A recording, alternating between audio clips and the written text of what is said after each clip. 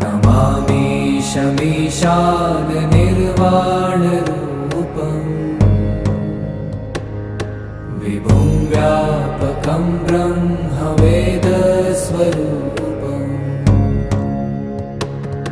निजं निर्गुणं निर्विकल्पं निरीहम्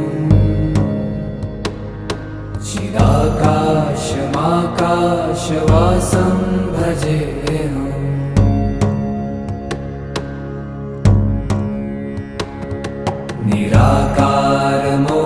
निराकारमोङ्कारमूलं तुरीयम्